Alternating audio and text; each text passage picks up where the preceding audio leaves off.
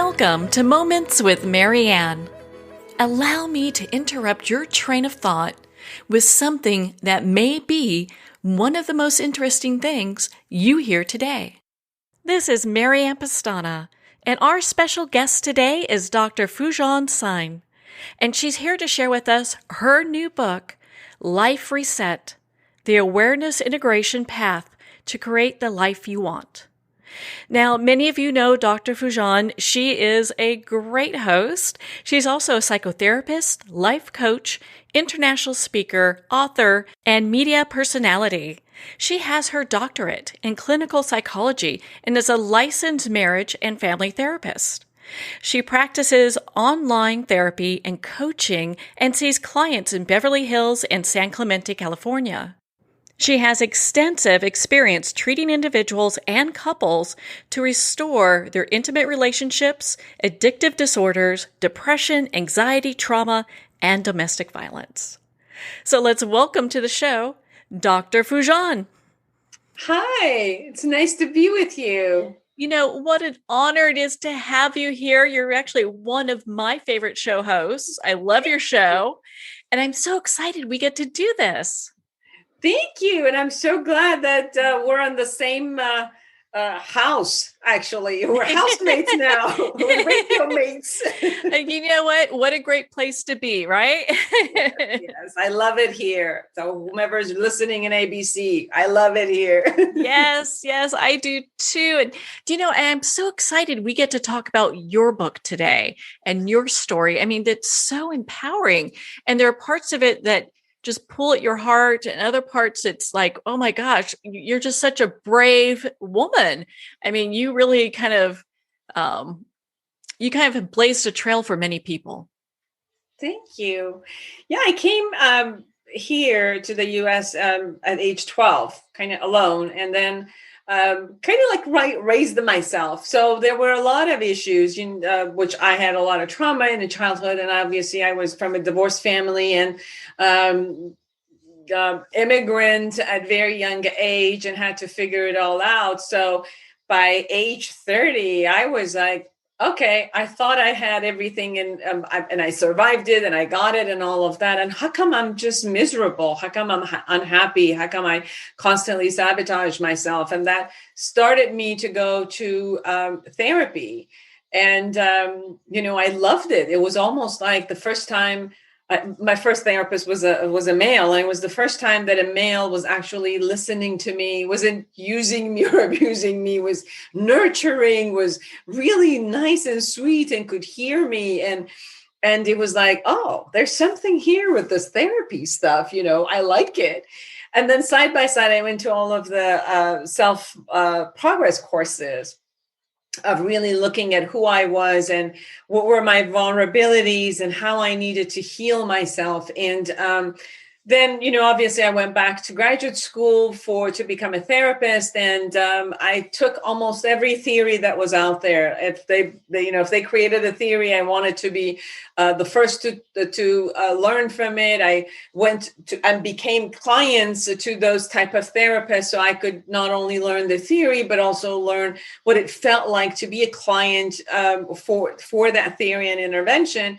And then I really saw that there are greatness in each one of the theory because they came at it from that angle. Like all the cognitive theories came, looking at changing thoughts and, looking at the thought process and to shift that. And then obviously then other pieces would shift. Emotional therapies would look at the emotions, behaviorals, the same as behaviors, and body and mind would look at, shifting the body in order to heal. And then, I had a lot of trauma clients. So I learned how to do trauma and deep work. And I saw there's this piece in there that we have a lot of core beliefs. We create a lot of negative and positive core beliefs, and the positive ones becomes our strength, and the negative ones obviously become our vulnerabilities.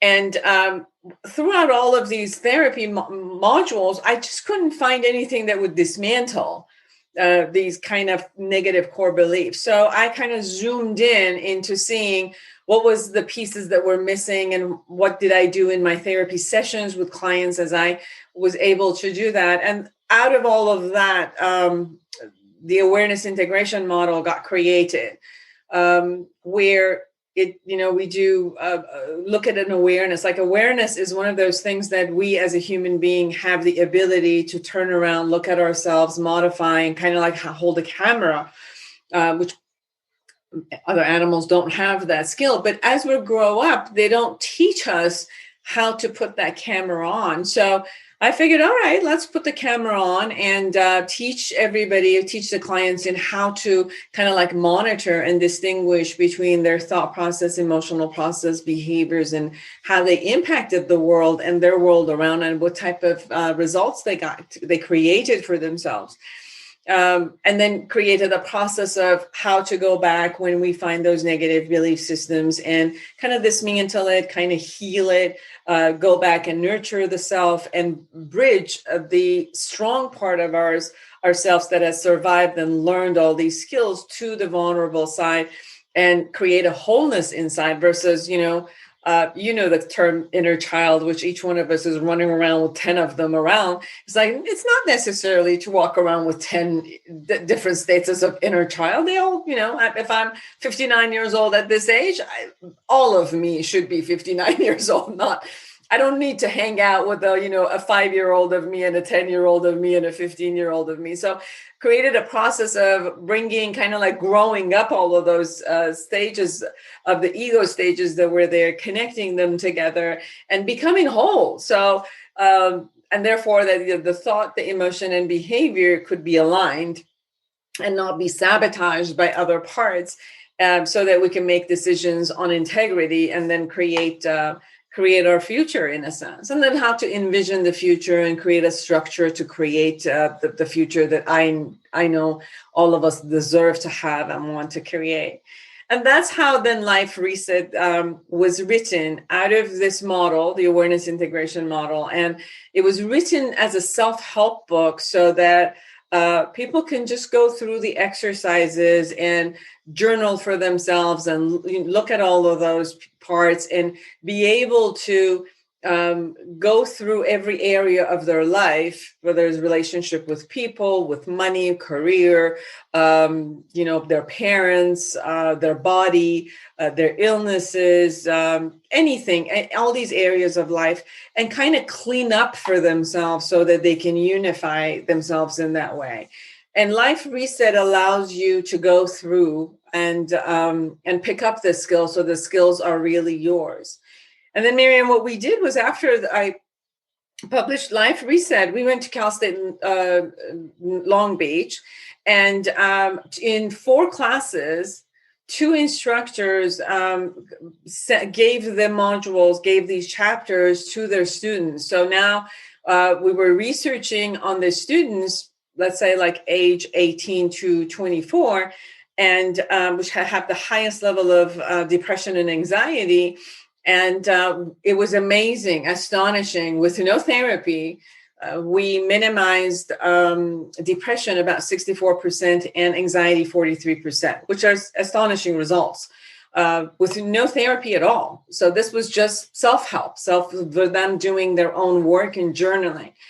And through that, as I'm going around and, talking to people and doing groups and workshops, we see how much it's having an effect because I brought the best out of a lot of the different theories that were there and put it in a follow through, like a structure that they can just go from A to B to Z, and then, really have that effect on themselves.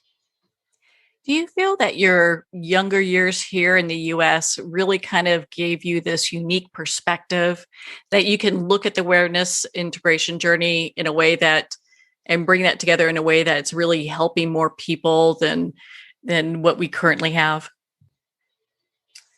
I think that coming to US at an early age and coming alone, I had to put on my observational gears and really learn. I had to learn a new language. I had to learn a new culture, and it was a beautiful culture that was actually holding and accepting me.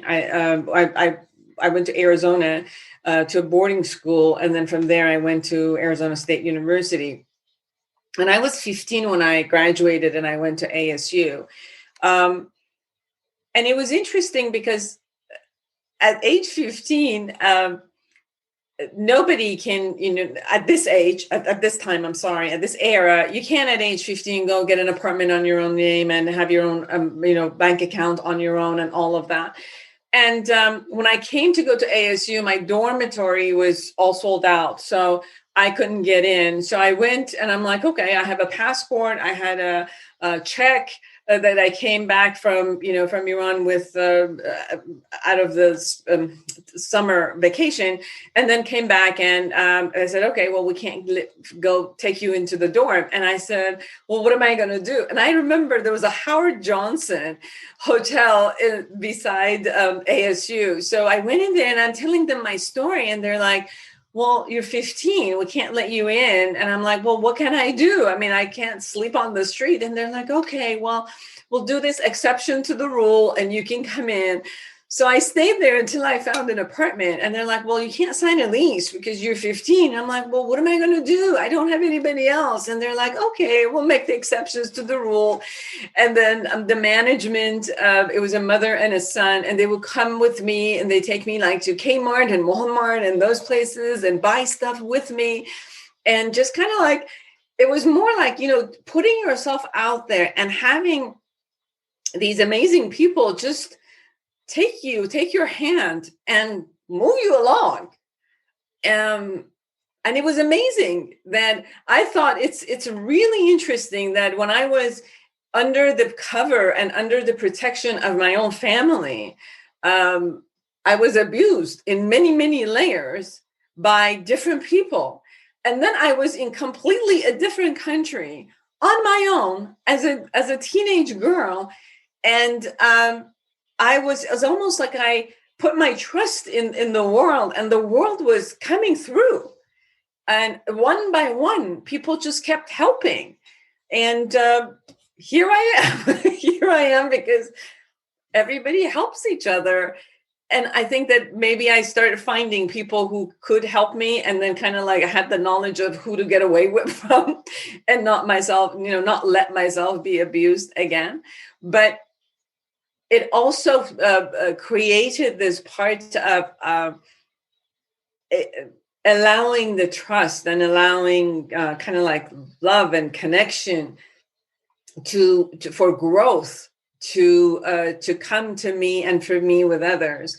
And I think that's probably what also took me to want to heal myself, and then take that healing and kind of like, give it to other therapists to be able to do that, or give it to other people to be able to do that. I think that's how it affected me, to allow me to experience my individualism and experience the experience of growing up and with great people. Well, you definitely are an overachiever. I'm just going to tell you that right now. I look at me when I was 15 and it was like, okay, I was running around playing, running cross country, doing something, but not thinking about what would it be like to be on my own. And I just have to applaud you because, your courage at doing that at such a young age, it's just so inspiring. Thank you. Thank you so much.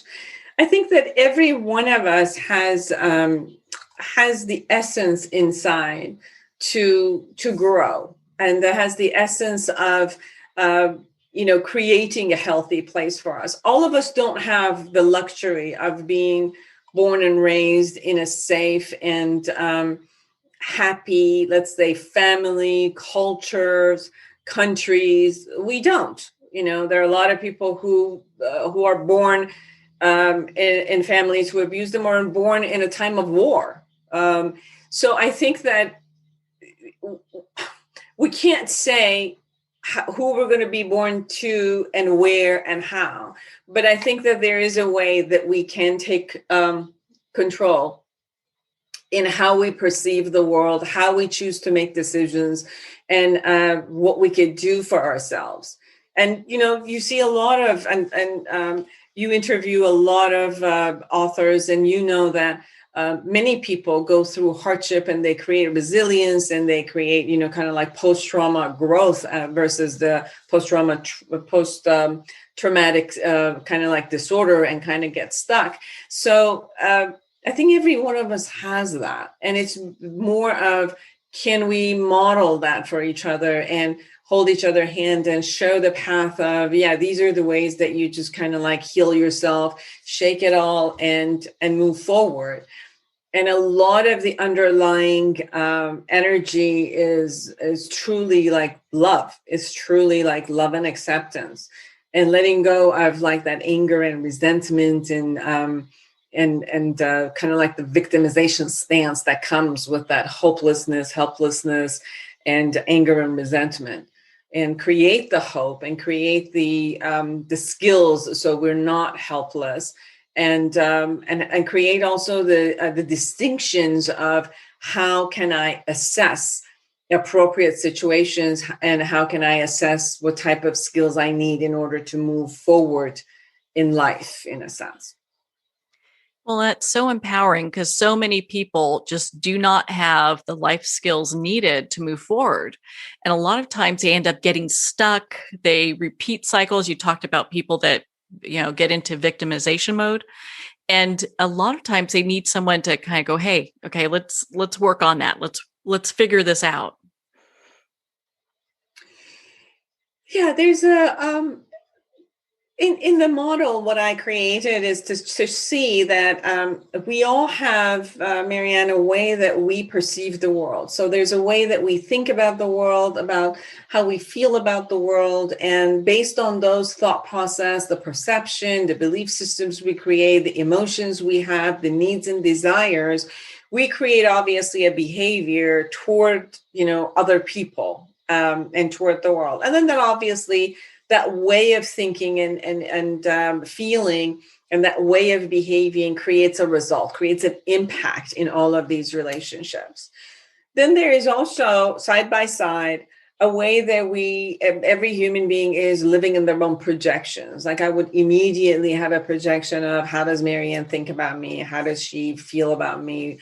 And based on my assumption of how other people would think and feel about me, then I would react. I have a reactory behavior, let's say.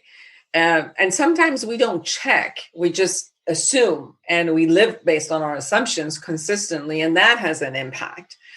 And then side by side, these two way of relating, we kind of take ourselves everywhere. So I also have a way that I think about myself and feel about myself and kind of like either nurture myself or scold myself, punish myself, any of those. And so these three way of relatedness, my relation to the world, my assumption of how the world relates to me and how I relate to myself, they're consistently with us. That's part of the processing.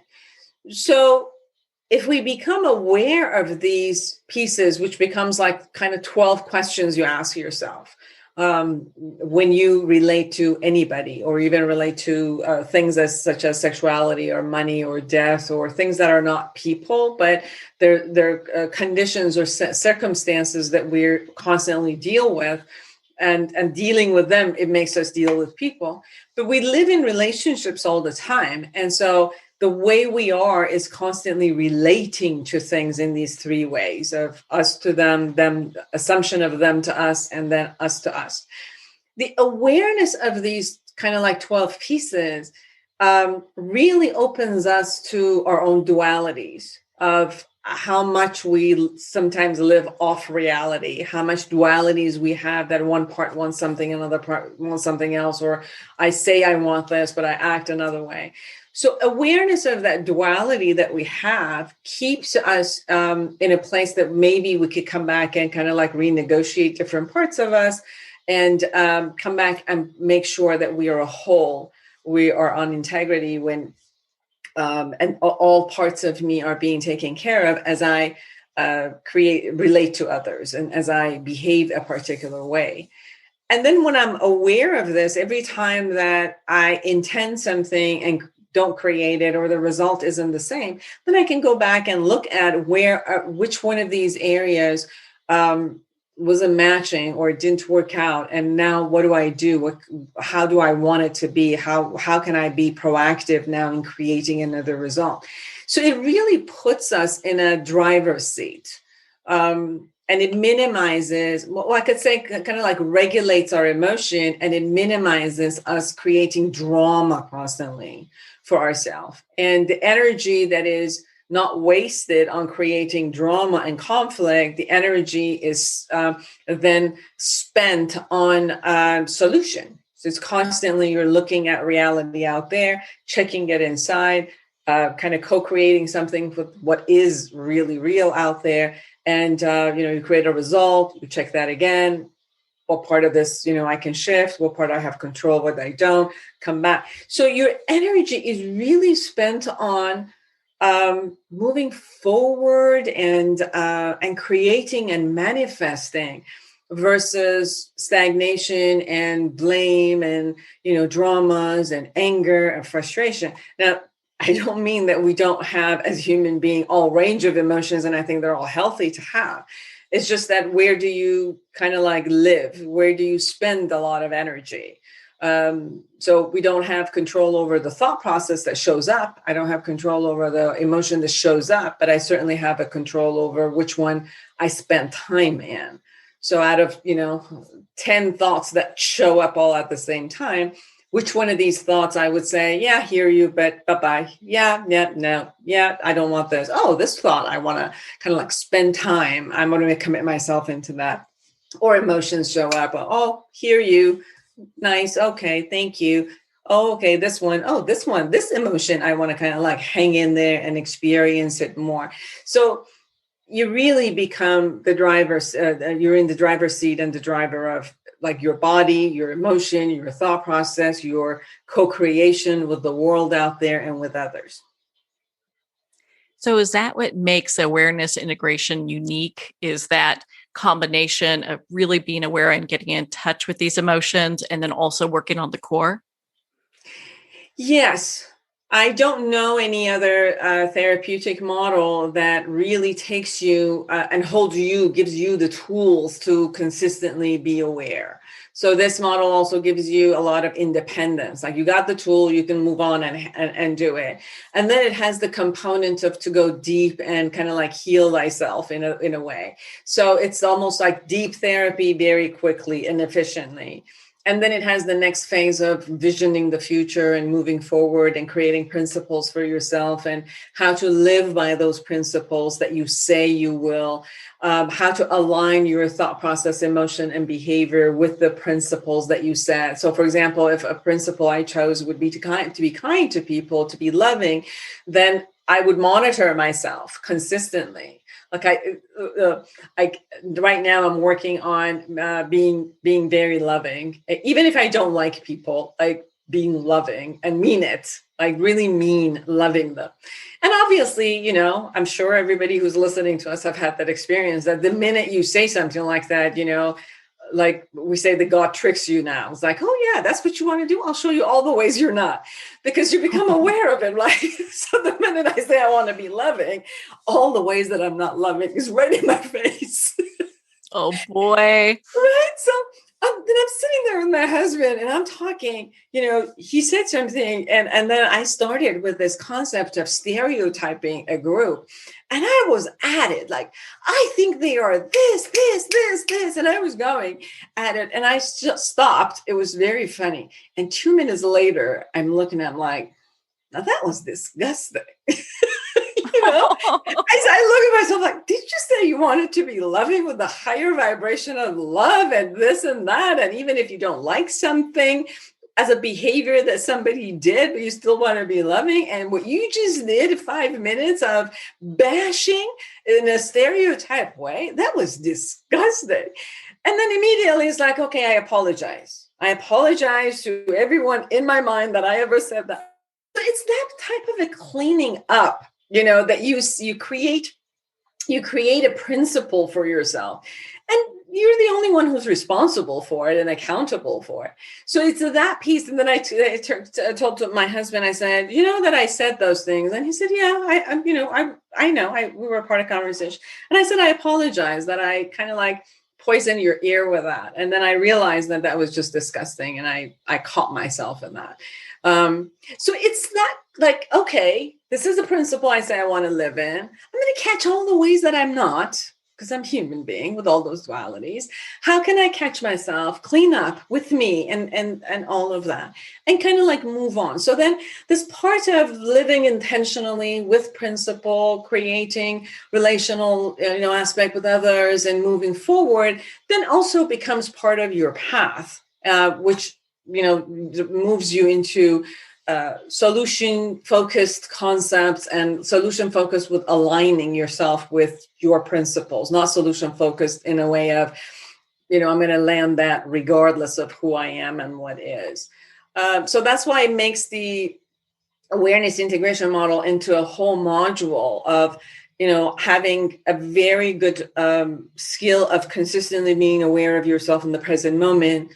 What you see comes from the past, cleaning it up, and then envisioning the future and looking at the, how to move forward in the future. So you've got present, past, and the future kind of all encompassing in this aspect.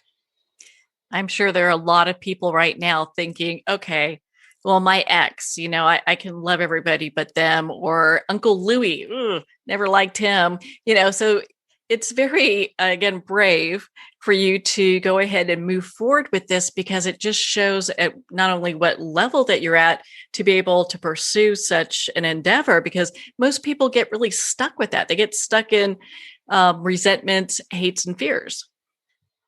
And I'm stuck sometimes in it, and I think that I was stuck in it, and I am stuck sometimes. But I think that the awareness is helps you to get unstuck, and just become truthful, like honest with yourself. This is one of those things where you get to be honest with you, and you don't need to shame yourself or badmouth yourself or any of it. Like, even when I was doing that, it wasn't like I'm disgusting. I was just like, that's disgusting. That way of speaking is disgusting. And I think that being honest with ourselves in that way makes life much easier. Life can be hard as it is. Like, I don't need to add drama and stuff in my head over it. If the more I keep this clean, my head clean and my way of being clean, then I can deal with life's stuff. Like, pandemic showed up and it created issues for every one of us on the planet Earth. This wasn't something that was our fault. It just happened and we needed to deal with it. But I watch how people have dealt with it throughout this, year and so. And it's like people who can be clean in their internal process and they're not constantly fighting with themselves, can move around to handle what's happening outside, flow, and kind of, as I said, co-create with whatever is happening out there in the world. The ones who were struggling got rigid, fears went up. All of these issues that was on top of now handling the pandemic was all coming up. So it was more like, okay, yes, these are opportunities that we could clean those up. But there's more you clean the internal process of the dualities and, what we do with ourselves and the belief systems that we uphold, that they're no longer workable. And when we clean those up, life becomes much more at ease, because then we could flow with whatever shows up, versus at every corner, as life puts something in front of us, we get stuck in it and we're resisting and we're going back and forth. It's like what you said, like Uncle Louie can be Uncle Louie. Okay. But, do I need to, can I create a workable relationship that either works for me, or I could choose not to have a relationship? Or if I say I've got to have a relationship, then how can I create the relationship that kind of like works for both of us in a sense? And mostly for me, where I don't suffer when I'm with Uncle or when I'm away. And that's the flow. Like, it's not about how am I going to change the uncle to be somebody else, because I can't. But how can I flow with whatever it is so that I can be okay with it. Most people with uncle would be like, well, he doesn't have the right to be that, or he needs to be somebody else, or he shouldn't be doing that. And that's where we get into the struggle, because we're not accepting reality as is. We're constantly resisting it. It's not like we're co-creating something with it. We get stuck in resisting it. And that's where the awareness piece shows up and is like, okay, let's see how I'm relating to the world. What are my assumptions about the world? And then, how come I'm getting so triggered? Is this, uncle did this something to me, or something happened? And then I can clean that up. And then who do I intend to be? And with that way of being, now how do I want to deal with, Uncle Louis? So that's how the process kind of goes. So all the Uncle Louis out there are getting a bad rap right now. But you know what? I love how you bring this together, because it really is about a personal responsibility of our journey, and to really look at, we've got so many people that are going, gosh, during this time, we haven't been able to go outside. Let's dive inward and work on the things that I can work on myself. And you really provide the way for people to do that in a way that I feel was like really easy. It doesn't mean that it's going to be easy all the time, but it's like the process is easy to understand and follow. Yes. Yes. And you said it many times, when we have to face our own dualities, or we have to face, the abuse of the past and the things that have happened to us that it shouldn't have happened, and releasing, the traumas of the past, and all of that. Many times it's not easy, but it's there. So you're not adding anything to it. It's just there, something that you avoided, something you're pushing down, something that is sucking energy from you inside. And all we're doing is like opening the door and saying, come on out, and obviously at the time of coming out of, the pain is there, and the crying is there, and all of that there. But it's a releasing mechanism at that point.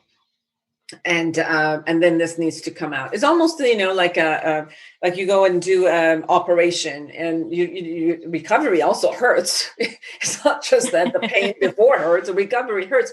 But we know the distinction between, a pain that is of a recovery, or a pain that is of an illness. And we know that the pain of the recovery, it's healing pain, and it's moving forward, and it's an end to it. That, there's light on the other side of the pain and the tunnel, so we can move toward it. But there's not a promise that this thing is as easy and flowing that I share with you with a smile on my face. But the smile is on my face because I know what happens at the end. I've worked 30 years with clients, and the funny part was that when, I'm working with my clients, I'm giving them all that I can. And there was still some clients which we did everything, but the core belief wasn't lifting off.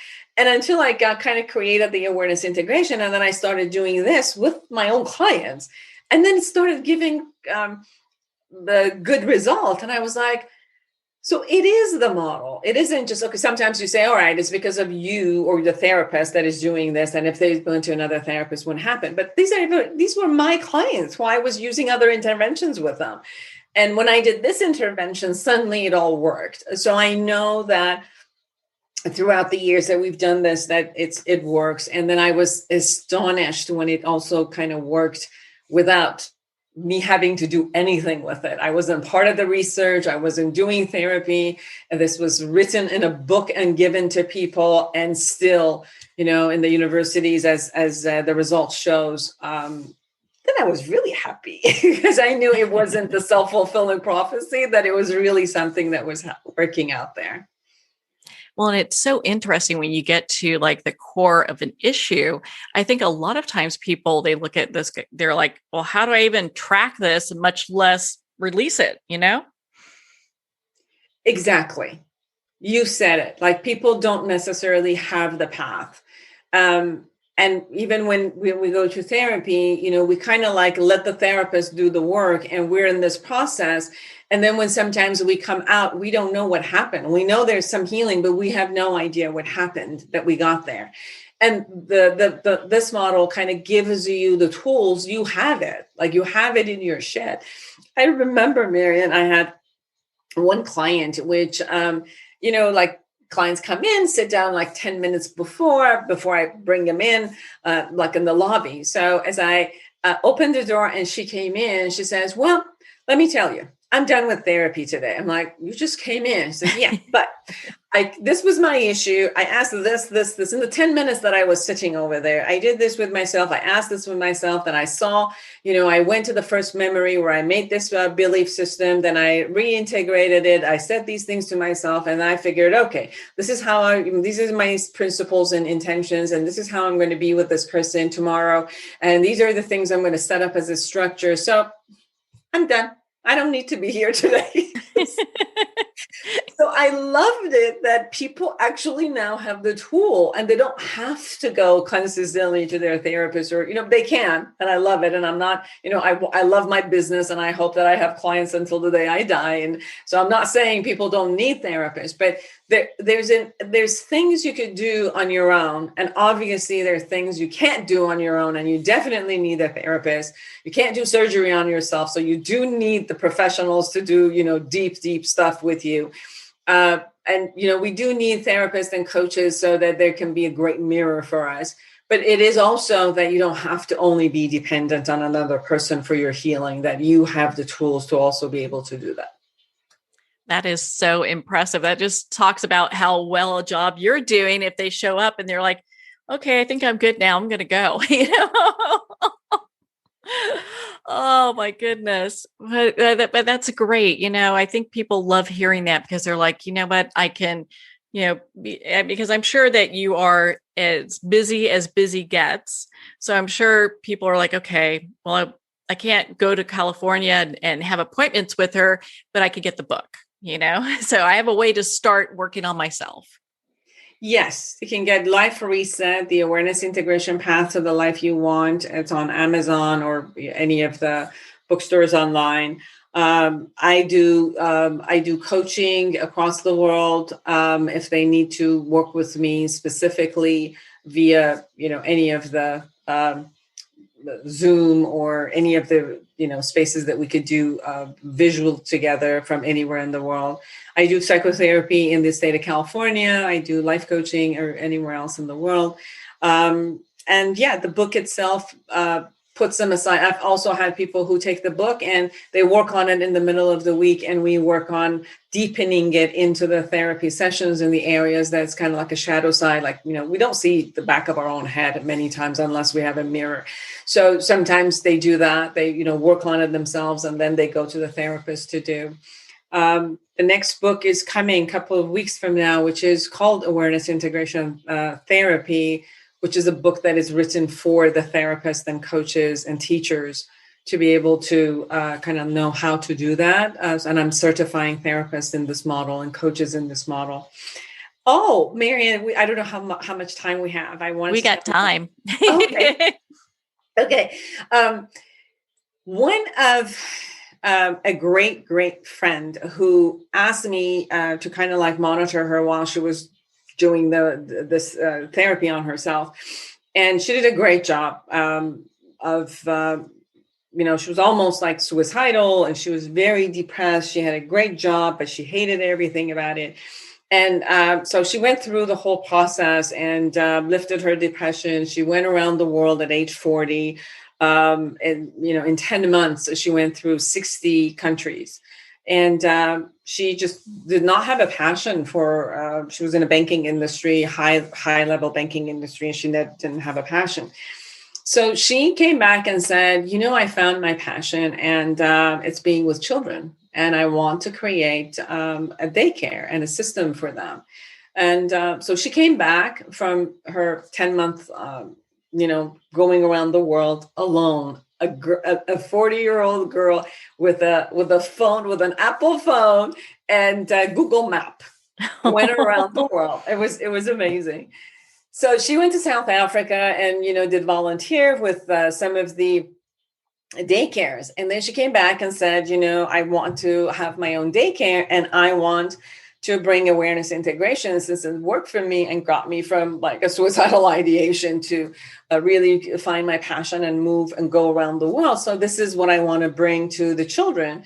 And so it was interesting because obviously I did it I created it as a therapy, which is a lot of times a reflective of the past.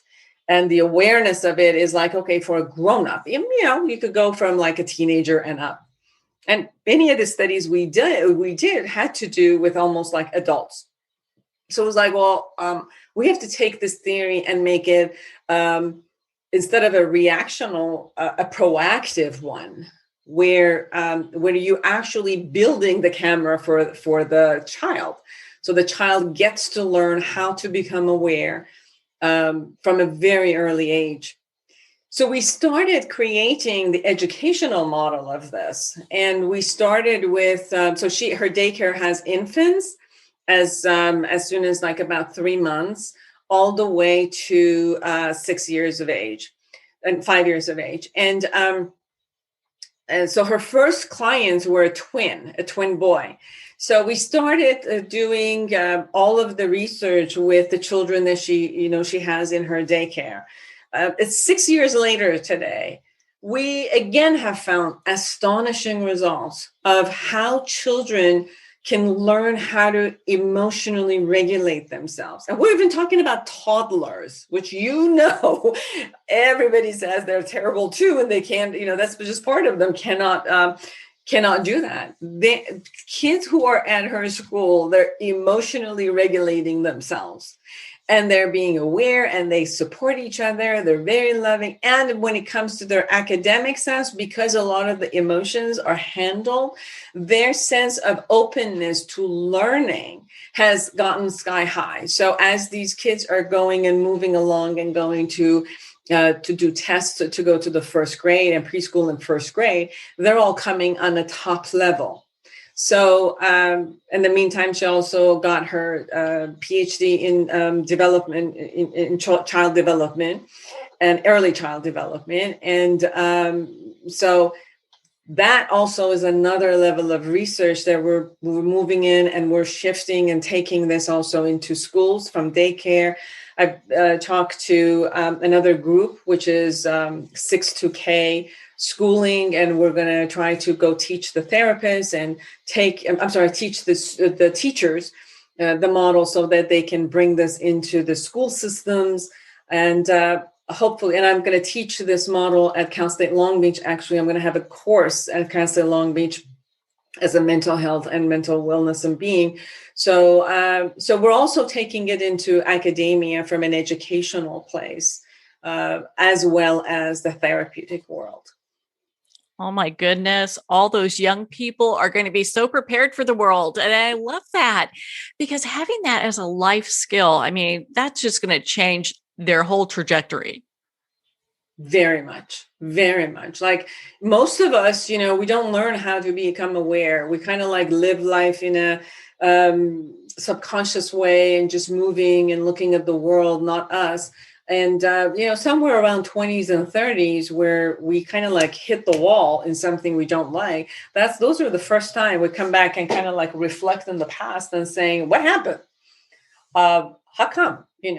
I did everything my mother and father told me, or I rebelled against them and did everything I should have done and what the society told me. And then, what happened? I'm at age 20 and 30 and, I'm hitting the wall. And those are the times we actually turn around and look at what happened.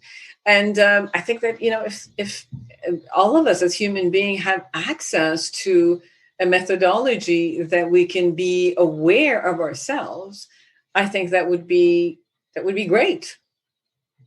I just think that's so empowering. I can't wait to hear when the classes start at UC Long Beach. I mean, that's just such a great thing. I'm sure you're going to have a lot of, just teachers and professionals that are signing up for that to learn this skill. Yes, I think that would be amazing for people to have that skill. And that's why the book Life Reset gives you the skills in that way. And then, as the model goes a little bit more mainstream into schools, classes, universities, So that's my hope. My hope is for people to get to know it, to utilize it, for 7.5 billion people on the face of the earth to at least have access to it.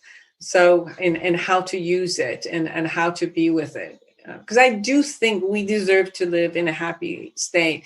Marianne, the state of the world keeps getting better in one way or another. Like you see a lot of the ratios and I'm not talking about if you look at the news, you think that the world is going to fold any minute.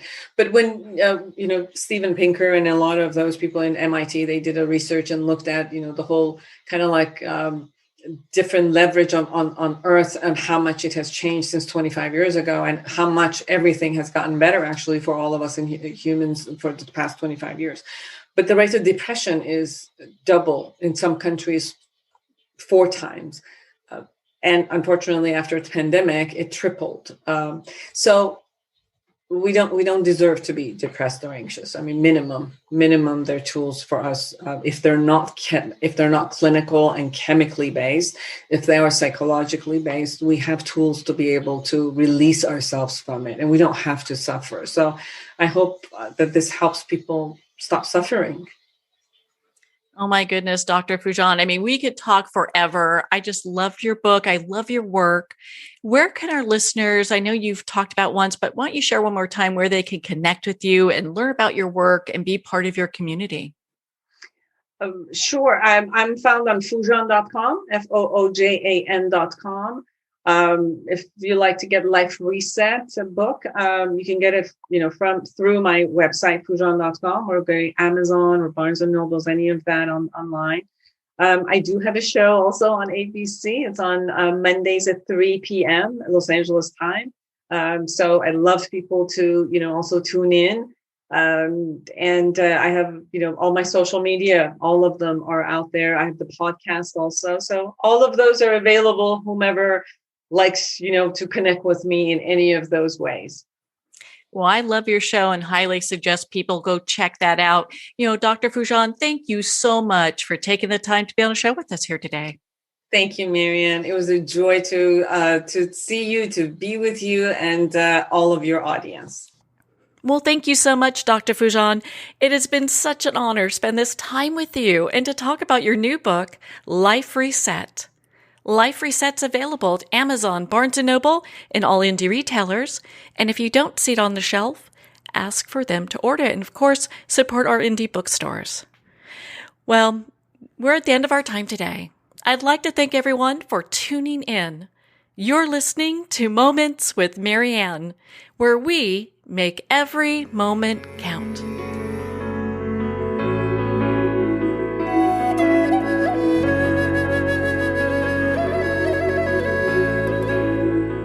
In a single moment, your life can change. Moments with Marianne is a transformative hour that covers an endless array of topics with the best of the best. Her guests are leaders in their fields, ranging from inspirational authors, top industry leaders, and business and spiritual entrepreneurs. Each guest is gifted and a true visionary. A recognized leader in her own work, and while teaching others to develop, refocus, and grow, Marianne will bring the best guest and sometimes a special surprise. Don't miss this. You never know just which moment will change your life forever. Tune in and visit momentswithmarianne.com for more information.